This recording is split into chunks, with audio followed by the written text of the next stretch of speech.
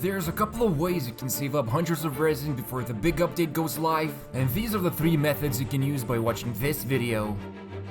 One of the most surprising things that will come with the 1.3 update is going to be the dust of Azoth, and it seems to be during the discussion panel, the hosts didn't emphasize just how good it can be for those who are free to play. And the purpose of this item is to transmute or transform in a more traditional sense the character ascension materials, which from the looks of it are going to be the gems you can collect from the world bosses. So if you're, for example, are missing one gemstone for the character you want to ascend, you can transform one of the gemstones from the other elements without needing to go and farm the particular world boss. And this is a pretty insane thing you can do, and while the hosts of the livestream did mention that you can basically exchange the gems that you don't really need, they didn't provide a different perspective, and that is the fact you can literally start saving up your resin right now by taking a look at what your current stock is, and then skipping on farming some of the world bosses and just wait until the update arrives. What this basically means is that if you have, for example, a character you want to level but it's not preventing you from progressing in the game, and you're still missing some of the ascension gems for them, you can just wait until the update goes live and grab Dust of Azoth and transmute some of the other gems you have from other elements, which in the process allows you to save up on the resin you would have spent otherwise taking out the particular world boss, and you could use it on other activities instead. Now, one thing that's important to keep in mind is that we can clearly see there's not going to be an unlimited amount of this awesome dust, so we can expect to see some scarcity introduced together with it, and one of the things that clearly signify this will be the case is the screen they've shown us of the events that are to come in 1.3, and in this panel here, we can clearly see that Dust of Azoth is one of the featured awards, so it's probably only going to be available during the events and given out in limited quantities. And if that is the case, then your best bet would be to not fully depend on this upcoming item and instead set aside 20 to 40% of your gems you would otherwise need to farm up for a character, and make sure to have gems ready from other elements for transmutation.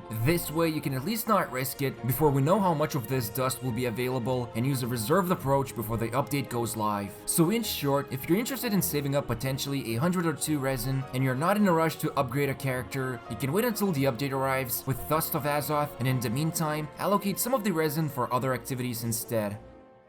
It's quite interesting how less than 1 minute of information can give away so much, and this next upcoming event is going to be pretty game changing, and while it's not clear when exactly will go live, there's a high chance you can start preparing it for it now. This of course is going to be the Leyline Overflow event, which will let players redeem double the amount of rewards from Leylines 3 times per day, and if the stream was showing it correctly, it's going to last for 31 days, which hopefully is not used as test data, and the duration will actually be as shown during the live stream. Now, Leylines are a bit tricky when it comes to justifying your resin, since in early to mid game you're usually not struggling with more or experience cards, and only when you hit the end game you start appreciating these deposits. So for those who are still not at end game, you can easily skip on farming the ley lines until the update arrives, provided the livestream information was correct, and the duration is going to be a month long, which basically should tell us that it's probably going to last through the majority of 1.3 update, and maybe until this 1.3 update you can also reach a higher adventure rank and upgrade to a better version of leyline rewards you can reclaim. And for those of us who are endgame players, it obviously depends on your situation, but if you can allow yourself, it's probably for the better to focus on other resources to farm with your resin, or at least abstaining from this for a few days, which could still save you 100 resin by doing so. Also, if you want to get more up-to-date news and other potential savings from 1.3 update, make sure to follow us on Twitter, link in the description. But one important thing that was specifically mentioned during a live stream is that you won't be able to use condensed resin to receive double the amount of rewards from the event, so essentially you can expect to spend 60 resin on the 3 times you do the ley lines during the day, which in return effectively counts as spending 120 resin instead. Of course, there's still some risk involved in this preparation, since it's still unknown when exactly this event will start, and if you would like to minimize the risk of delaying your progress, or if you're desperately in need of more or XP cards, you can at least set aside a few days before the 1.3 goes live, and depending on when you're watching this video, you could start as early as now. So if you're interested in skipping the ley lines for now and wait it out until the special Leyline Overflow event arrives, you can instead spend your resin elsewhere, like weapon ascension materials or talent books, or even those lovely artifact domains.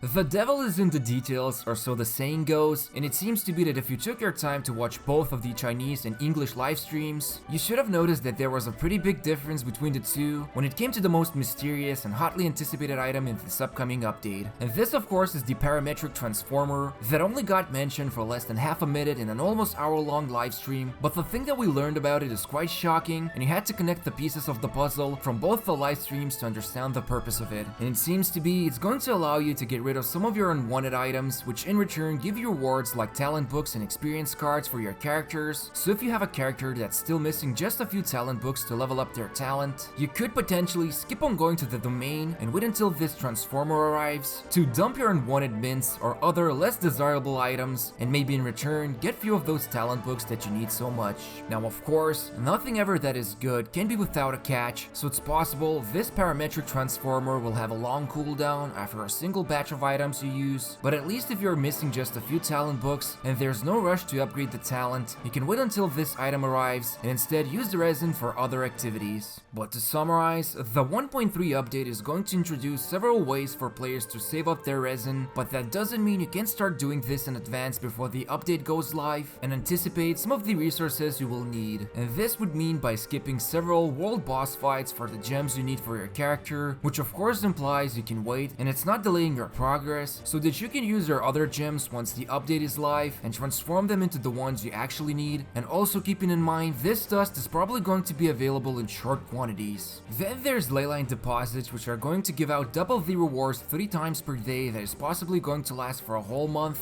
so if you don't need more or experience too much right now, you can wait until the update goes live and then take advantage of the double rewards. Finally, there's the parametric transformer, which might not give out a lot of rewards, but they can still potentially save you a trip or two to the talent book domains, so if you have one of those character talents missing a book or two, you can probably just wait and see how the parametric transformer works and then use the resin for something else. Most importantly, you should use this knowledge to your own best judgment, since it wouldn't make sense to save on everything before the update goes live, because that would leave you only with weapon domains, weekly bosses and artifacts, just because other rewards can be claimed more effectively once the update goes live. But if you notice that there's some resources you're missing and don't want to do them yet, then you can wait until the 1.3 update goes live and then take advantage of it. And you can have a major update without small events peppered around it, so we'll be busy not just celebrating the Lantern Festival, but also completing some other unique events as well. This is basically all about using the information in advance by not doing certain activities that you could otherwise do more effectively once the new features and events arrive, and instead resorting to use your resin for other resources that might not have effective ways of getting it once the update is live. Hopefully, this gives you enough insight and save you up at least 100 or 2 resin that you can then use to obtain 5 instead of 1 defense artifacts. But before you get unlucky with your artifact drops, make sure to take a good look in your inventory right now and decide if you're willing to spend your resin elsewhere besides the activities that will become less resin intensive once the update is live.